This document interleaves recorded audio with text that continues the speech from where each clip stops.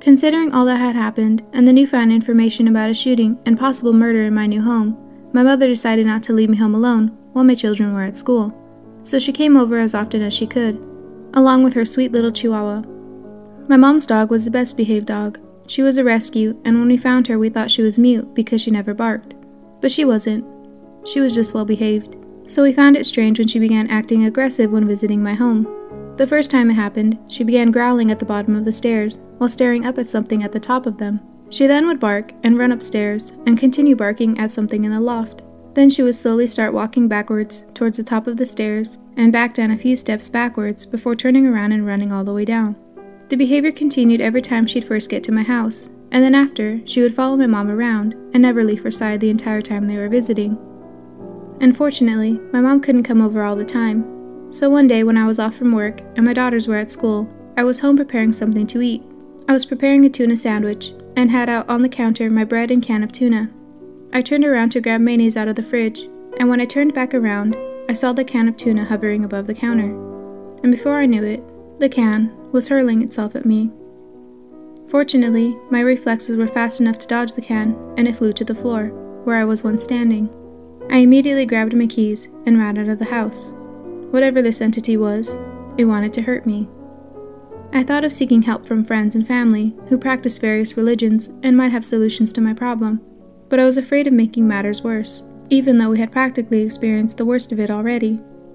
But then one day, it did get worse, when I was in my room. I had the curtains open for natural light and I was making my bed.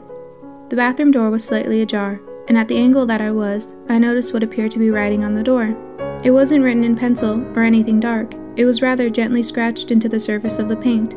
I hadn't noticed it before, and upon moving the door, it could only be seen from this angle with the lighting. After finally getting the right position, I was able to make out the words of what it said. It read, "Help me." There was clearly a sinister presence in my home, but after reading that, I considered the possibility of another tortured soul trapped with it. I had to help us all. So I finally shared the occurrences at my home with other family and friends, some of who offered their own solutions. My godfather gave me a dream catcher to put upstairs. He said it would help capture any potential spirits and keep them from harming us. In addition, my mother-in-law gave me holy water and instructed me to use it to line a holy cross on each door in the home. And finally, a friend of mine came over and saged the home. We were hopeful that one, if not all, of these methods would work to keep whatever entity in my house was at bay. For a good while it did. Nothing else had occurred and my kids finally felt comfortable enough to play in the upstairs loft. All our problems seemed resolved, until one day. My younger brother, who has Down syndrome, was playing in the upstairs loft by himself because my daughters and little sister were at a friend's house. My mom and I were downstairs watching TV when suddenly we heard my younger brother's voice talking to somebody. We quickly called him to come downstairs so we could ask who he was talking to. He proceeded to tell us that he was talking to a woman named Cheryl, who was a pretty lady and was nice to him. He had never had an imaginary friend before, and he didn't know anybody with that name, so we found it strange that he even knew that name. We just told him not to go up there, and that the next time if she tries to talk to him, he needs to tell her to leave him alone. He agreed, and we thought that it was the end of that, until one day, when he was upstairs playing by himself, my mother and I heard him yelling to leave him alone. He then ran downstairs crying. We asked what happened and he said that the woman told him to go into the bathroom upstairs and look into the shower. He said she wouldn't leave him alone until he did, so we went to the shower, and he saw her bloody body hanging by a rope around her neck. She was dead. My mother and I rushed upstairs, and when we checked the shower, there was nothing there. My mother didn't allow my brother to watch scary movies, so it was shocking for him to be able to describe such a vivid and gruesome scene. After that incident, he no longer went upstairs, and no longer talked to Cheryl. By now my family and I had declared my condo haunted. There seemed to be no other explanation for the paranormal incidents that had occurred thus far. When my rental lease was up, I felt relieved that we could finally put all these horrible experiences behind us. However, a few days before we were leaving, I went to the mailbox to get the last of my mail that I'd ever received there.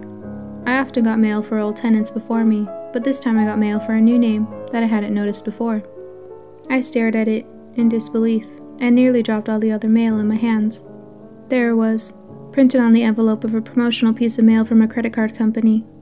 To my horror, it was for an old tenant named Cheryl. Although it was horrifying to find, it was somehow relieving to know that we weren't all crazy. This was more physical evidence that proved our house was haunted. That was the last piece of the puzzle that we would find living in that house. We left with an incomplete story, and even though I was curious, I was more relieved to be out of there. Then about 9 years went by. My daughters and younger sister were in college, and we hadn't so much as drove by apartment number 63, since we moved out all those years ago.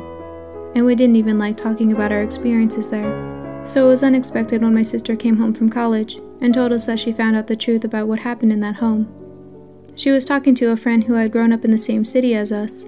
They had somehow gotten on the topic of ghosts, so my sister brought up my old home. Her friend's eyes opened wide before my sister could even mention our first encounter. She couldn't believe that we actually lived there, and after my sister asked why, her friend proceeded to tell her that her older sister was neighbors with the previous tenants of condo number 63. It was a man, a woman, and their son that lived there.